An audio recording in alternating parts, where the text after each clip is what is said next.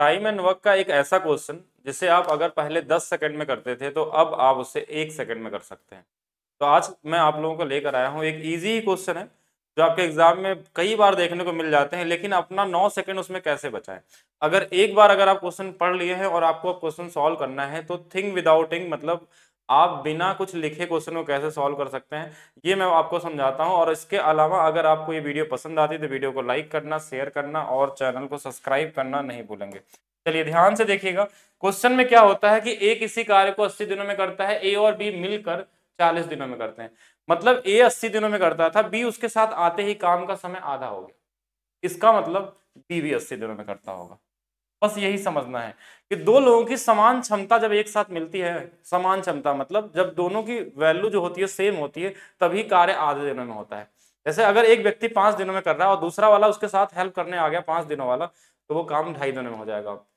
और ये चीजें इसलिए हो रही है क्योंकि इफिशियंसी 100% से बढ़ रही है, तो टाइम 1/2 से बढ़ जाएगा। जैसे इफिशियंसी क्या होती है, 1/2 से, सॉरी, इफिशियंसी अगर 1/1 से बढ़ रही है तो टाइम क्या होगा, 1/2 से कम हो जाएगा। मतलब 5 था तो 2.5 हो गया, अगर मान लीजिए 80 था तो 40 हो गया। ये तो n/d का कॉन्सेप्ट में बहुत डीप में नहीं जाएंगे, हम बस इजी क्वेश्चनों को बताना चाहते हैं आपको। बाकी जो पूरा कॉन्सेप्ट पड़ेगा तो उसको समझ में आएगा, बहुत सारी चीजें होती हैं इसमें। तो 80 दिया है और 80 रहा होगा तभी 40 होगा। आया हुआ एनटीपीसी में क्वेश्चन, यानी आंसर कितना होगा, 1 सेकंड से ज्यादा नहीं लगेगा। कभी भी अगर ऐसा क्वेश्चन दिखे तो सीधा 1 सेकंड में करेंगे।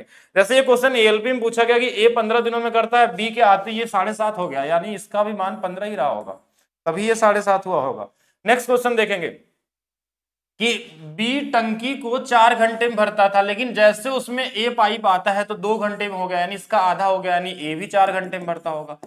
ये भी 4 घंटे में भरता होगा, और 1 घंटे में 50 घन, तो 4 घंटे में कितना, 50 से गुणा कर लीजिए, 200 घन मीटर क्यूब हो जाएगा।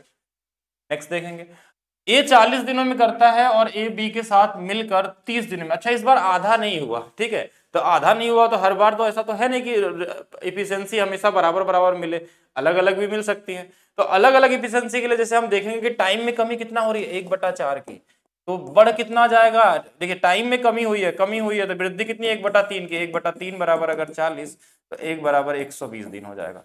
ये भी पूछा हुआ क्वेश्चन है क्या, एनटीपीसी 2021 में। आप देखिए ये चीजें तो बाद में सीखेंगे, लेकिन अभी आपको वो कॉमन वाला चीज सीखना है पहले, कि दो चीजें अगर बराबर आधा हो रही है, यानी दो लोगों की क्षमता बराबर है तो आधा हो जाता है। इसके लिए कोई एलसीएम लगाने की जरूरत नहीं है, किसी भी तरीके को सोचने की जरूरत नहीं है कि आप इसमें अगर 10 सेकंड भी अपना बर्बाद करते हो किसी भी तरीके से लगा के, तो आज के बाद इससे अगर ऐसा क्वेश्चन पैटर्न दिखे आपको कि दो लोग 40-40 दिनों में काम करते हैं, आंसर 20 होगा।